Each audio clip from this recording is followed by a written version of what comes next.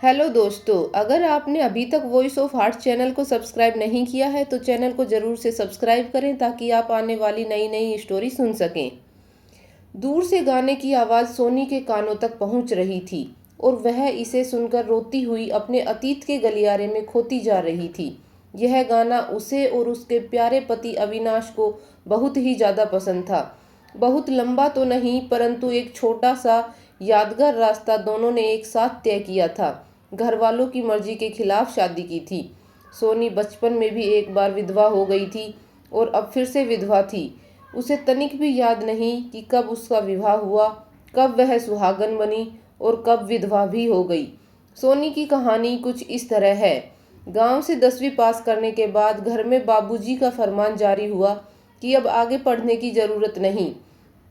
चूल्हा चौका करके सोनी घर के एक कोने में पड़ी रहेगी। एक विधवा स्त्री की यही तो विडंबना है। लेकिन बड़े भैया जो कि फौज में थे, उन्होंने सोनी को पढ़ाने का बीड़ा उठाया। उनकी बात काटने की हिम्मत बाबूजी में भी नहीं थी और मन मारकर उन्होंने आगे की पढ़ाई पूरी करने की इजाज़त दे दी। सोनी ने मन ही मन भैया को धन्यवाद दिया और मन लगाकर पढ़ाई पूरी करने लगी। एक बार भैया छुट्टियों में जब घर आते हैं, भैया फौज में हैं और सोनी की पढ़ाई का पूरा खर्चा बाबूजी के हाथ में रख देते हैं। अब कॉलेज का आखिरी साल था। सोनी जोर शोर से पढ़ाई कर रही थी कि अचानक किसी ने जोर से बाहर के दरवाजे की कुंडी खड़काई और फिर भैया की आवाज़ आई। उन्होंने बोला कि सोनी जल्दी दरवाज़ा खोलो। तभी सोनी भागती हुई जाती है और दरवाज़ा खोलती है और अपने बड़े भैया से लिपट जाती है। तभी अचानक उसकी नज़र भैया के साथ खड़े फौजी पर भी पड़ी और वह छिटक कर अलग खड़ी हो गई। भैया ने परिचय करवाया कि यह अविनाश है। फिर तीनों घर के अंदर आते हैं। अम्मा खाने पीने की तैयारी में लग जाती है और सोनी अपने कमरे में पढ़ाई करने चली जाती है, परंतु उसका मन अब पढ़ाई में तनिक भी नहीं लग रहा था और बार बार उसका ध्यान अविनाश की ओर जा रहा था। दूसरे दिन परीक्षा देकर जब वह घर लौटी तो आंखें अविनाश को ही ढूंढ रही थी। अविनाश को भी इस बात का एहसास हो गया था कि सोनी उसे छुप छुप कर देख रही है। एक सप्ताह कैसे बीत गया पता ही नहीं चला। भैया से भी यह बात छिपी नहीं रही कि दोनों एक दूसरे के प्रति बहुत ही ज़्यादा आकर्षित हो रहे हैं और एक दूसरे से प्रेम भी करते हैं। फिर जब भैया ने अविनाश से इस बारे में बात की तो वह झट से मान गया, क्योंकि उसके घर में सिर्फ एक बूढ़ी माँ थी। बाबूजी कई साल पहले गुजर गए थे।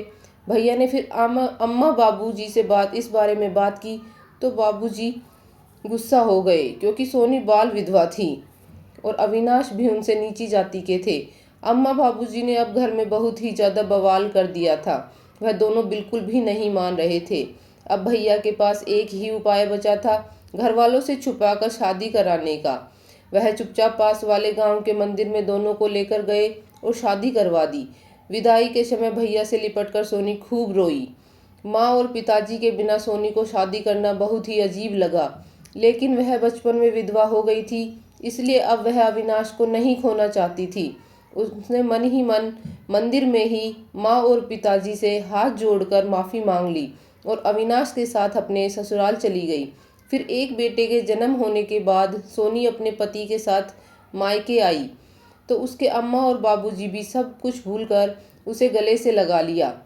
इसके बाद सोनी के एक बिटिया भी हुई। बिटिया जब 2 साल की थी तो हमेशा की तरह इस साल भी अविनाश जी छुट्टियों में घर आए हुए थे। अभी 2 दिन ही बीते थे कि तार आ गया कि सीमा पर जंग छिड़ गई है। सभी फौजी तत्काल ड्यूटी पर लौटे। न जाने सोनी को इस बार ऐसा क्यों लग रहा था कि वह अविनाश जी को अंतिम बार विदाई दे रही है। अविनाश जी चले गए मातृभूमि की रक्षा करने के लिए। 1 हफ्ते बाद भैया आते हैं। सोनी पूछती है अविनाश जी को कहाँ छोड़ आए, वह कहाँ रह गए। भैया कुछ नहीं बोल पाए, उनकी आंखें डबडबा गई। सोनी सब कुछ समझ गई, परंतु वह बिल्कुल भी नहीं रोई, क्योंकि देश पर मर मिटने वालों की पत्नियां कभी भी विधवा नहीं होती, वह तो सदा सुहागन रहती हैं। तो ये थी सोनी की कहानी। आई होप आपको अच्छी लगी होगी। आपको कहानी कैसी लगी कमेंट करके ज़रूर बताएं और वीडियो को लाइक करें और वीडियो को ज़्यादा से ज़्यादा शेयर करें और चैनल को सब्सक्राइब करें। थैंक यू सो मच दोस्तों। राधे राधे।